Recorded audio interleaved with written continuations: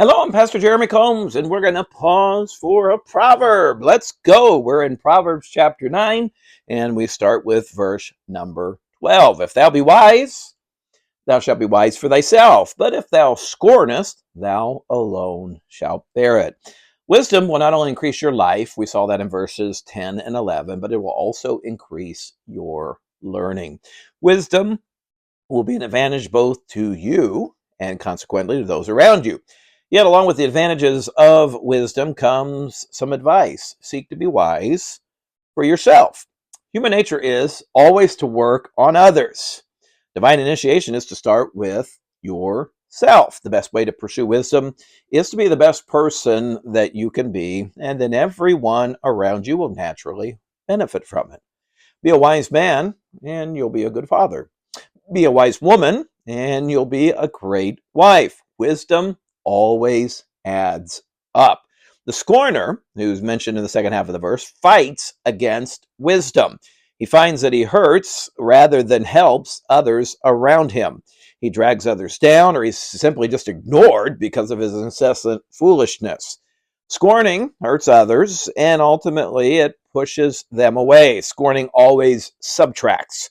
So do the math and choose wisdom today. Next verse, verse 13. A foolish woman is clamorous. She is simple and knoweth nothing. Wisdom has stated its case and made a strong appeal, and now wisdom's competitor will seize the last 6 verses and attempt to persuade us to the other side. Now, wisdom is referred to often in Proverbs in what we would call the feminine gender in the Hebrew language. Likewise, the competitor of wisdom is referred to as a foolish woman, feminine again. John Beller describes these two as the voices of virtue and vice.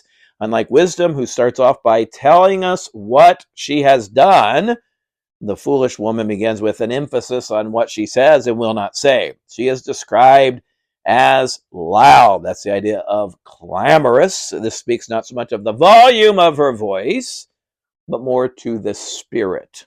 She is rebellious, and she quickly voices her dissent. She is the polar opposite of 1 Peter 3, who describes a godly woman that has a meek and quiet spirit. So then you see what she does not say, and very bluntly, she's assessed as being simple. This is the idea of naivety, and she knows nothing. Just kind of keep an alliteration going here. She's naive and she's a nitwit. She will not learn, for she believes the lie that she already knows it all. Yet, in reality, the sad truth is she knows nothing. Let's look at 2 more verses and we'll be done. Verses 14 and 15. For she sitteth at the door of her house on a seat in the high places of the city, to call passengers who go right on their ways. Satan is a great imitator. Here he forges a response to wisdom, but is nothing at all like wisdom. Foolishness is, again, the direct opposite of wisdom. Both wisdom and foolishness, notice they both have houses. Wisdom is building her house. Wisdom is industrious. Wisdom builds, while the opposite would be foolishness destroys. Foolishness is indifferent to her house. Notice she's sitting, which is the opposite of wisdom, who is busy furnishing the tables of her house. She lingers at the door because she's always looking for something better. Both wisdom and foolishness are found in the high places. In competition, both shouts are being heard. Wisdom offers her wares freely to anyone who will listen and longs to know the way of life. Wisdom wants to help those that hear to go forward.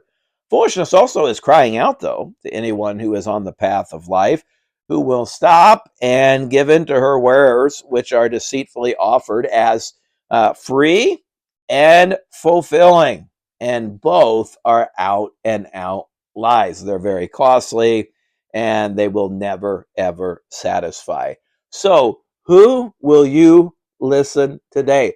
Both are vying for your attention. Will you listen to wisdom or will you listen to the foolish person? Do the math. It will add up.